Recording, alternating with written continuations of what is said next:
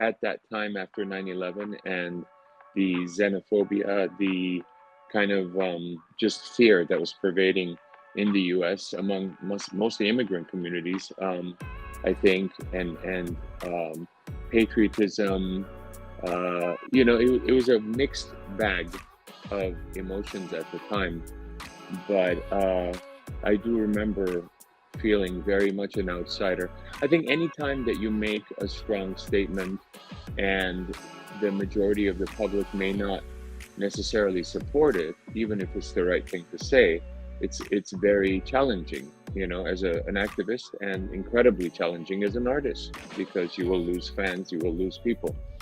And but if you are an artist and you're a truth teller, that you have to do it no matter what, even if you lose supporters, even if it is challenging. And those are the most challenging times, I think, to speak out, truth to power. Brazil is such a huge fan of System of a Down and yours. And I have the book, but I did listen to it in the audiobook. So it was really funny to hear you reading it. So I felt like you were talking to me, and when you were laughing, I was laughing too. It was really a really nice Oh, experience. that's awesome. Thank you. Well, it's an honor. The book was amazing. It was an amazing experience to do because it opened up a lot of avenues of research about my own family and about myself, understanding decisions that I had made in my life and all of that. It was a profound experience for me, and I'm very grateful for it. At the beginning of the book, you talk about an interview with Howard Stern and how you felt as much as of you never felt as much of an immigrant as you did at that moment. And this comment caught my attention because in Brazil we have all of possible types of culture, we have all of kinds of people here. Have you felt this way again? And if so, you can come to Brazil because we have a huge Armenian community here.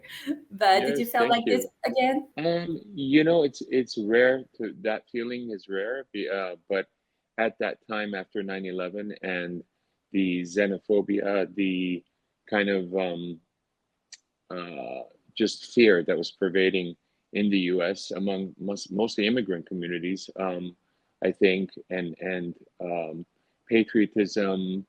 It was a mixed bag of emotions at the time, but I do remember feeling very much an outsider.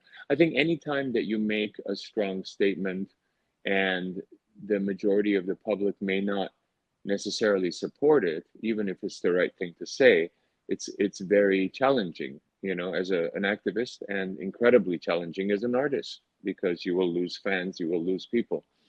And but if you are an artist and you're a truth teller, that you have to do it no matter what, even if you lose supporters, even if it is challenging. And those are the most challenging times, I think, to speak out, truth to power. What made you want to write a memoir? And did the other members of System of a Down read it? So, what made me write a memoir was, I wasn't thinking of writing a memoir. I was thinking about writing a philosophy book about the intersection of justice and spirituality, which is something I've been interested in for a long time. I had a literary agent reach out from the UK, and they were interested in a memoir. And ultimately, we realized that both can be done simultaneously, a philosophical memoir of sorts. And so, so began the journey. Yes, as soon as the book was done, months before it was published, I sent it to the band guys, of course. And when I was reading it, I thought very touching the part about your grandpa and very sad. But it's still very important to explain that what was this story and the story of his people. Was it hard for you to tell those stories, to remember it? And why do you think that it's so important and significant to put these stories in the book? Genocide of indigenous people are prevalent around the world. We've seen them in South America, we've seen them in the Middle East, in the Caucasus, and Europe, Africa, and North America, obviously, as well, which we very much know about as Americans. And the genocide of my people were a horrific ordeal, at the beginning of the 20th century during World War One by the Ottoman Turks. They killed 1.5 million of my people in a planned and well executed, massacre, and basically trying to get rid of us from our indigenous homelands. My grandfather was a survivor, going through the pogroms through the Deir el-Zor desert in Syria, the same desert that Yazidis have been killed in by ISIS. And because at the time that was part of the Ottoman Empire, Syria was part of the Ottoman Empire. And so his story of survival, story of his family, and how he lost his father and his brothers, and it's very much something that I've known growing up. To be able to tell it in a very specific, detailed format in a book, it was very, very. It wasn't tough, but it was very emotional. But I'm very happy that I was able to relate that, because a lot of people have been really reacting positively toward the telling of these important stories.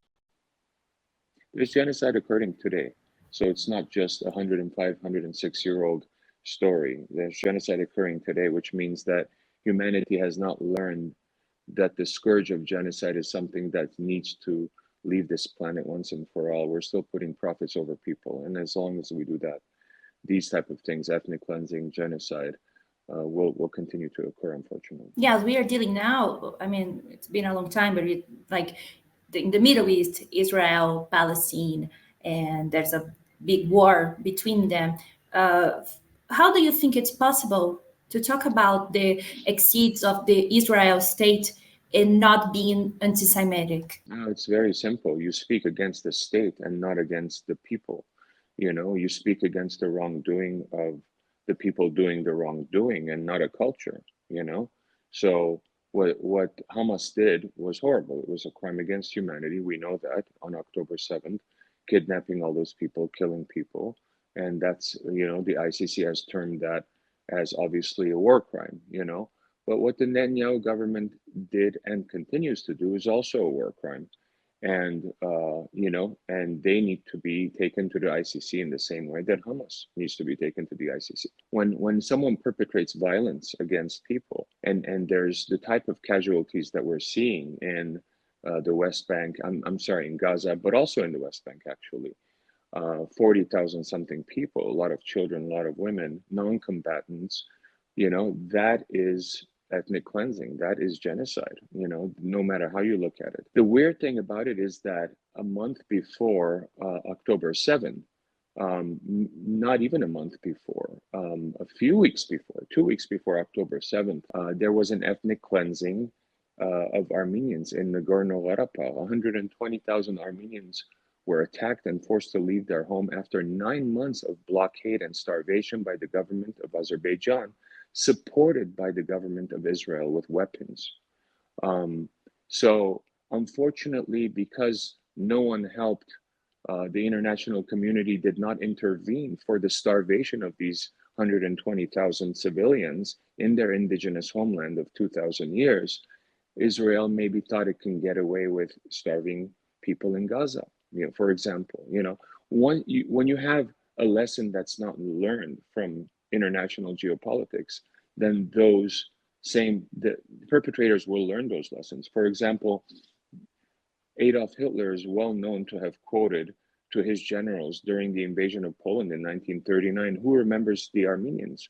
And that is basically recognizing that there was a genocide in the First, World War, where Germany and Turkey were allied, and that no one punished the perpetrators. So why can't the Germans do it? Going into Poland, going into the Warsaw Ghetto, etc. So, you have to punish perpetrators of atrocities for them not to occur again. If you allow it to occur again based on economics or geopolitics or being allies, they will occur again elsewhere by someone else. Yeah, and as you said, recently you talk about the Imagine Dragons, that they are hypocrites because they are playing in Azerbaijan with a governor accused of genocide. As an artist, what do you think there should be the right attitude in a case like this? What do you think that system would do? Look, you can't be perfect, as an artist choosing to play everywhere, because obviously every nation has a history. Every nation conceals some type of a crime. But if the current situation is such that a government is actually perpetrating ethnic cleansing, if a government is perpetrating genocide, if a government is starving a group of people on purpose and trying to get rid of them from their indigenous homeland, that's a red line that shouldn't be considered. I mean, that's a red line. There shouldn't be a consideration of, should I go play there? Should I do this? Should I do that?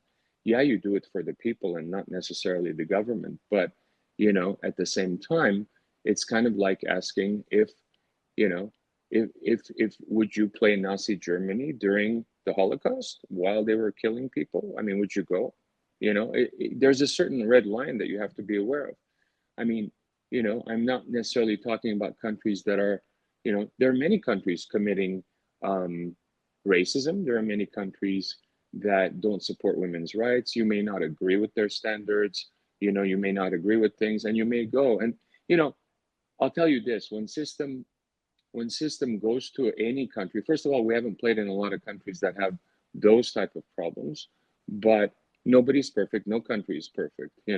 But we always talk about the issues with the people as well, and we say it from the stage. We challenge people. If we were ever to play in a country like that, we would probably challenge those things. And most pop bands that just take a check and go are not going to do that. And I find that not very respectful. Yeah, as you said, it's like you're not respecting the human beings that were suffering there. You do understand the people, their fans, but there are a lot of people there. Yeah, I do understand you. And as you said in the book, in 2001, you were already talking about different wars around the world. Over 20 years have passed, and everything you said is still relevant. At the time, did you have hope that things could change or get better? Yes, I always hope that things will change and get better, because to live without hope is death. It's depressing, right? Um, so you have to have hope. But unfortunately, when people would ask me, I wrote the essay called Understanding Oil right after 9/11 that got a lot of criticism in the US, obviously. Um, and people ask me, are you happy that all your words came out true? You know, the Bush administration, what they did was a hoax. It was a failure. There were no WMDs. They went into Iraq and all of this stuff. And I always say, no, I wish in a way that, you know, the world hasn't become a better place. It's become a worse place. So it doesn't matter if my words were correct and I was wrongfully criticized or persecuted or whatever you want to call it. I want to see a better world. That's what's important to me, not my words or whatever. And unfortunately, again, we still haven't learned the lesson of profits over people. We still haven't learned that this is a finite place that we cannot pollute indiscriminately and indefinitely. And, it's just, I feel sad. I feel sad for my children, for everybody's children, because I don't know what type of world the next generation will withstand. How will air pollution be? How will land pollution be? Water pollution be? The scarcity of water is a huge issue. I'm not trying to scare people, but you follow science and you see that this is a problem. And unfortunately, you have, I don't want to say majority, but a huge public in many, many countries, including yours and mine, that will not follow science, that will, follow certain populist tendencies and become intrigued and encapsulated, bewitched by them. And that is incredibly dangerous for the future of humanity and the planet. And as you said, like the public is not follow science, and it's also a public that sometimes didn't get the message of your songs. I know that you said that a lot. In Brazil, we do have this problem too. We had this problem with Roger Waters. Once he was here, he was talking about genocide and dictatorial governors, and people were asking why Roger Waters is talking about politics, but it's Roger Waters. He always did that. I guess it's the same with System of a Down. Of course, we do have this language issue in Brazil. We do speak Portuguese. We don't speak English as a native language. But I do think that you still lose fans until today or people just, okay, Serge is always talking about politics? Yeah, I think some people are used to it, and they may or may not continue to follow me because of it. I don't know. Um, but you can't worry about other people. You can't worry about what people think, whether it's your political view or your musical tastes. You do what you want to do, what makes you happy. And then if people gravitate toward it, then wonderful. And if they don't, then that's okay. And in the book, you said that you received a lot of death threats and harassment when you published the Understanding Oil. Do you feel afraid? Do you still have this kind of death threats and stuff? No. At the time when we published Understanding Oil right after 9/11, there was a lot of reactionism in the US. A lot of people were angry, and so they were lashing out. And anyone that was trying to speak truth to power at the time, it wasn't only me, it was Maynard from Tool, Madonna, the Dixie Chicks, Rage Against the Machine. We all kind of took that brunt on the musical side, I should say. But no, luckily there are no such threats now. I am careful because there is always, the words that I use, and specifically with foreign countries, meddling in U.S. politics, like the government of Turkey and Azerbaijan. I'm very opposed to the way that they deal with their own people, and they deal with history and all of that. So I'm an activist. I'm a strong activist for the causes of genocide recognition. And sometimes that gets me in their crosshairs. So I have to be careful. But, luckily, I haven't had any of that for many years. There was such a legend, like a urban legend here in Brazil, that System of a Down was investigated by FBI and CIA. Did you ever heard of it? It was true or something because of the link with terrorism, because of Understanding Oil? No.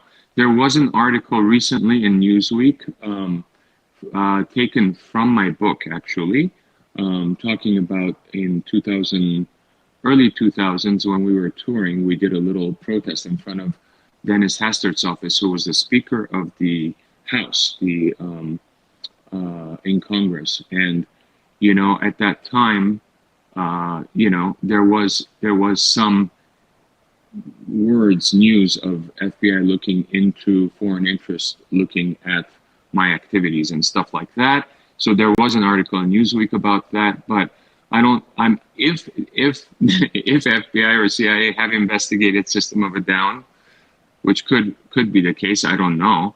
But we don't know about that. Yeah, they are here. They are listening to our interview right now. We know that. Everybody listens to everything these days. Yeah. And you had the courage to say that the band's message is more important than the band itself. It's a very strong statement. Do you think that fans can understand what you meant with that? I think some can, and some don't. I didn't, the way I said it is, to me, the band, my friends in the band are more important than the band itself. That's what I said. The band's message is very important to me over the years because it's resonated with so many people. And as an activist, that is an incredible victory that I celebrate. So it's very important to me. I don't think it's more important than the music. I never said that. I don't think it's more important than the existence of the band. I don't think I ever said that, to be clear.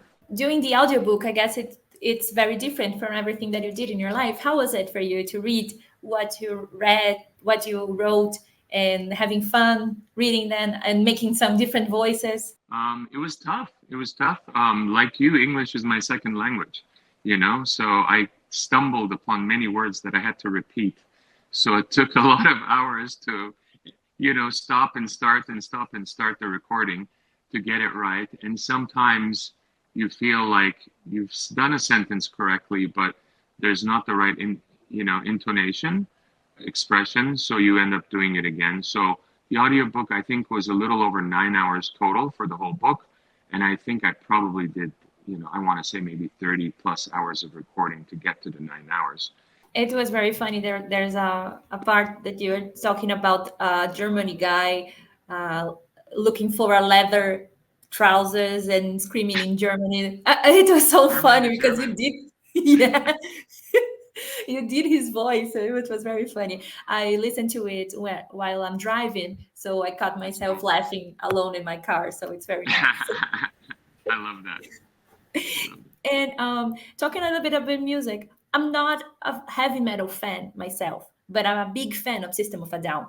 And I know a lot of women that are really big fan of System of a Down, and people that actually are not fan of heavy metal.